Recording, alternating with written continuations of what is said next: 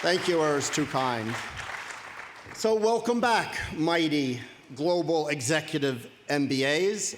It's a real privilege and a pleasure to be able to join you in this ceremony and help you celebrate, as you're doing really well, I must say, your graduation. It's great, it's hugely motivating to just feel the joy and the energy in the air as you reconnect. Okay, as Urs said, I wear several hats. Let me first put on that official Deputy Dean hat and say the following. On behalf of the entire INSEAD faculty, especially all those who had the pleasure to teach you, our dedicated staff, I'm pleased to officially and in person welcome you to a lifelong relationship with the school as part of our alumni family. We're really proud to have each and every one of you among our graduates. I think more than any other business school, it really is the people that make INSEAD. I hope you've experienced INSEAD as a unique experience. Any doubts you might have had about whether it was worth it to come with us on this journey, despite all the bumps along the way, are gone, and you really understand what a unique school and a community you're part of. For me, your program is really, in many ways, the quintessential INSEAD program, right? INSEAD, the original, still leading international business school. This is the most global program we have. We take from the MBA program that the intensity, the bonding that you embrace, and from our leading position in executive education, the excellence in leadership development. Actually, on the bonding part, I remember, as Urs said, about over a decade ago, as a dean, I went to my first graduation. And you need to know, first of all, this was before we had the gowns, and actually we didn't have so many female graduates. So I made the following mistake. Went up to a gentleman in a nice suit, and I congratulated him with lots of enthusiasm for graduating from INSEAD. And he looked at me and said, "I'm here for my wife's graduation." But you try and recover, you start talking, and pretty quickly I discovered that in fact, he had graduated the year before from LBS. So I was asking, the deal had been she'd supported him in his degree, and then he supported her. I said, well, how did you find the two schools? And he said, it's interesting. I'm happy with LBS. I got a very good education. I have a very good professional network. But then being here, spending lots of time with my wife and the people she was meeting, we have a set of lifelong friends that almost feels like family. I think that's a big part of the magic of INSEAD. I really hope you're discovering those bonds. I hope, as Urs says, you continue to nurture them. It's amazing, right, in professional life to have other people, high achievers, who are with you as a person. I just think it's going to bring you joy, a sense of wellness as you go through life. But also, there is so much potential in this room, and I hope that network, those relationships support you in achieving all of the potential you have. Oftentimes you're going to need to take risks in your career. Useful to have people to talk that through, to know that if things get tough, people have your back. And I think for us as a school, the last thing is we hope that by having graduates who are grounded, bonded, have real deep human relationships, you'll be better leaders for your organizations and for society. We really need much more humanity in the way we lead today. Okay, so that was the Deputy Dean part. Now let me come at you as a strategy scholar with a huge passion. Does this sound okay? I don't know. Huge passion for innovation. So again, this is a little bit of a teachable moment, especially for those maybe in the audience who don't know INSEAD as well.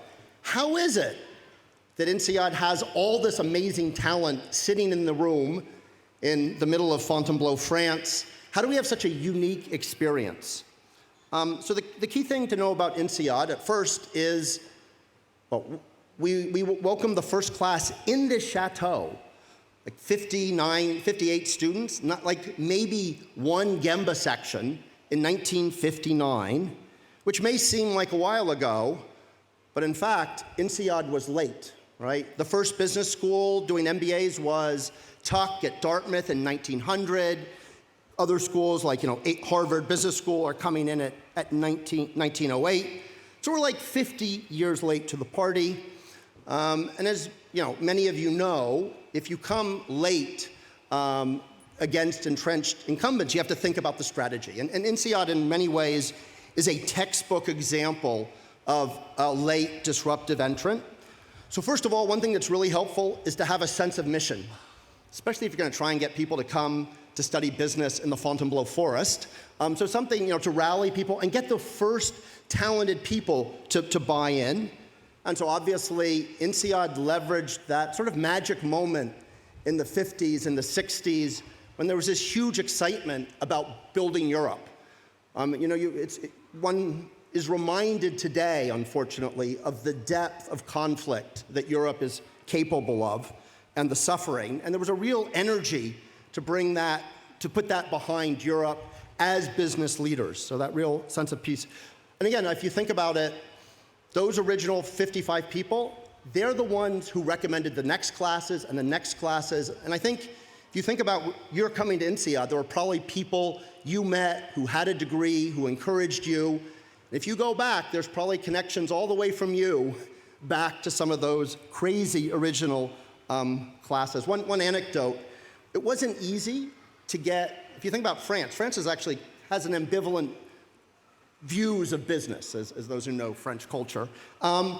It was not easy to get a business school into the Fontainebleau Chateau. In fact, so there was a bunch of young entrepreneurs starting the school, and they got their file to the French Culture Ministry that controls the chateau with their request to use some of the empty space for business teaching, and the Minister of Culture said, "This is ridiculous."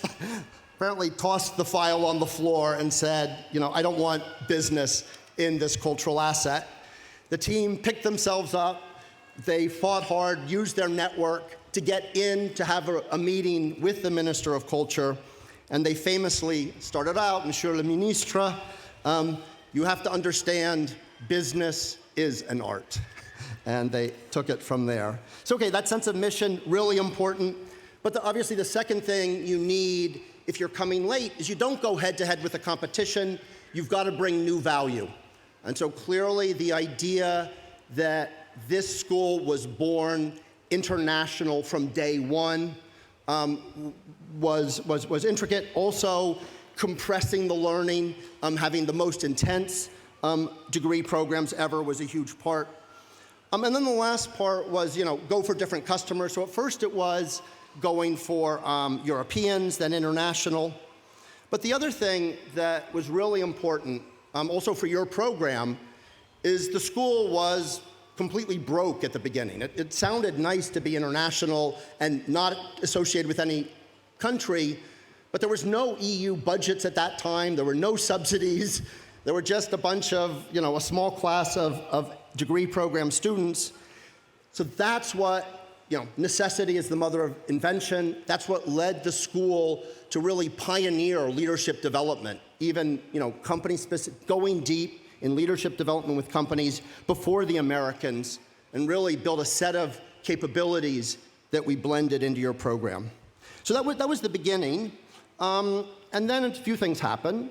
One is obviously the school has lived 50 to 60 years of rising globalization. So this huge wind at our sails, which of course feels great, but what happens when, have you ever been in a market where you're in a nice niche and things feel good, and suddenly your niche gets really big? At first it feels great, and then what? All the competition comes. So suddenly all the Whartons, the Harvards, the Stanfords were talking about how global they were. And so a lot of what we did, the move to go to Singapore, to go to the Middle East, to open in San Francisco, is about how do we raise the bar. But the real way we raise the bar is more subtle. Before, at the beginning, we just admitted people from different countries. But when we pick your class, as you know, we're really asking ourselves, does each one of you embody that global mindset? Have you already shown ability to manage across cultures, to understand and do that? So that was huge.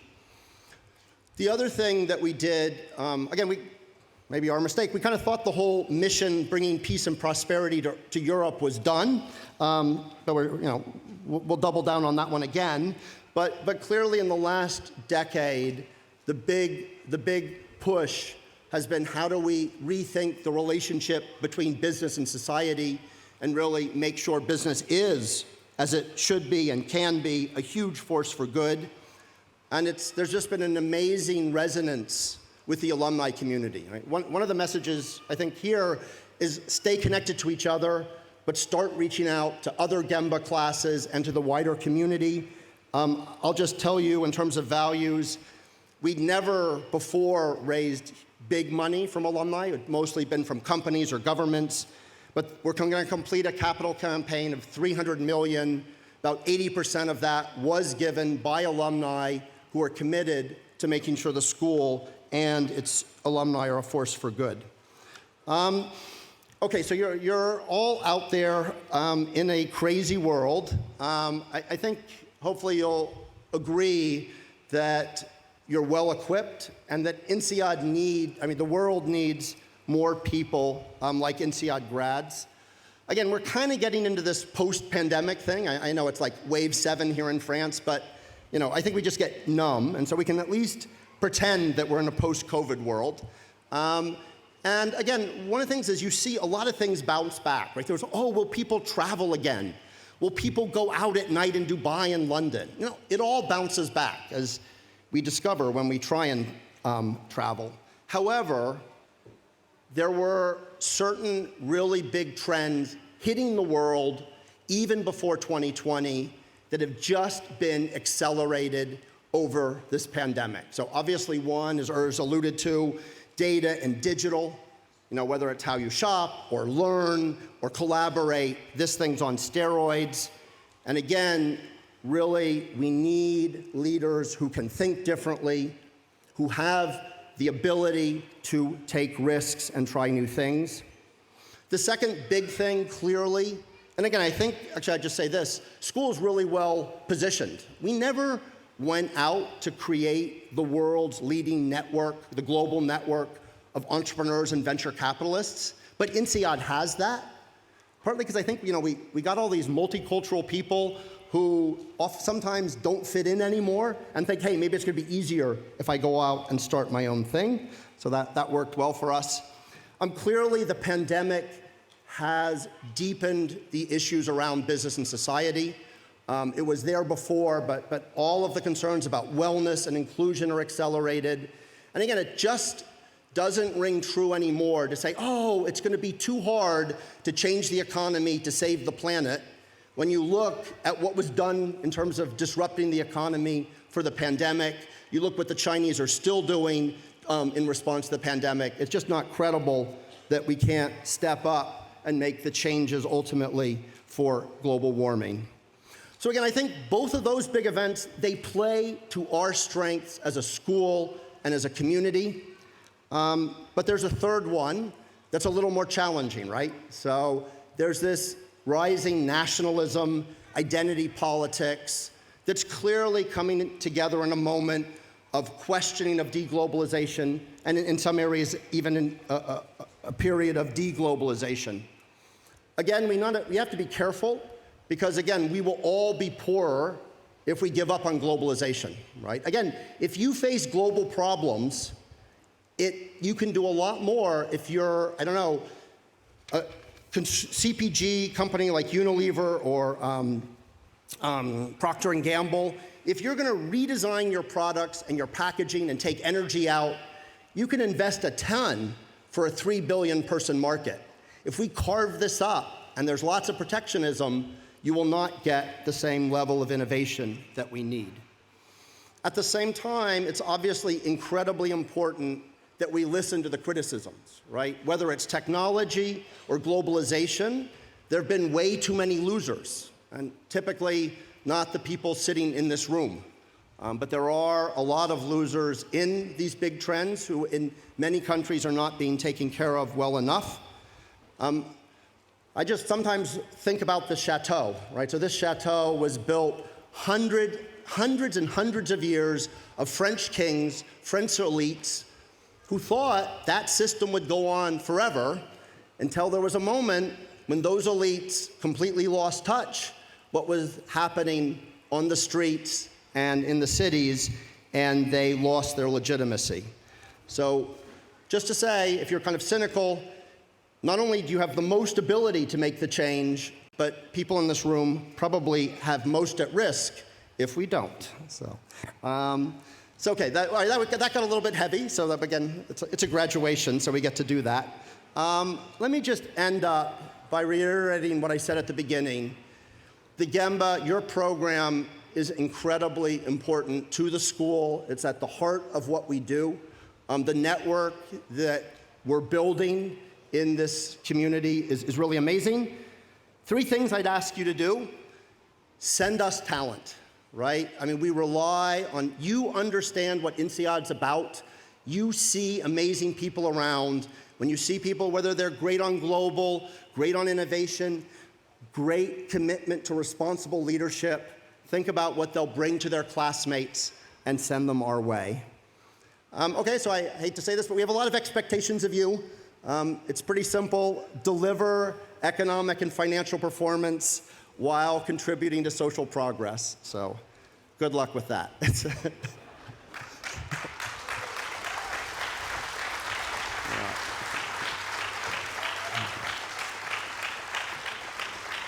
Must be done. Everyone needs to rise to their times. And the last one request on our side is, do nurture and then expand your relationships in the INSEAD community. It can bring you so much going forward. Our commitment to you, and that's where I'll end, really just 2 things. We will support you in lifelong learning. It's great that at a senior level in your careers, you came back and put so much into learning. But practice will continue to change. Our commitment is to be there with you, keep giving you the latest and greatest knowledge, and to try as best we can to support you and your community in staying connected. So again, I love the July elective modules. Do come back from time to time. But also we run alumni forums, March 2023 in London. Think about joining us. Get involved in your local alumni association. And also, coming out of COVID, we're doing a lot more digitally, right? As great as it is as an INSEAD community to come together in person, we're all over the world. We also have to use these new digital channels. Check out our webinars. And I just say one big thing we're going to do in the coming academic year, we'll launch a Learning Hub app where you'll be able to keep up to date with your latest faculty, what are they posting, videos, articles, but also with the community. Because each one of you is probably an expert in some area. How can we use these tools to capture, even short videos from leading alumni on a topic they know well and feed that out to the community? This is the kind of innovation we need to drive together. So, the school, as you'll discover, it's created by the alumni, with the faculty, with the staff. You're now a key stakeholder. Just a huge invitation to stay involved, keep making the community great, and keep making the school stronger. We are going to all be much stronger together. Thank you.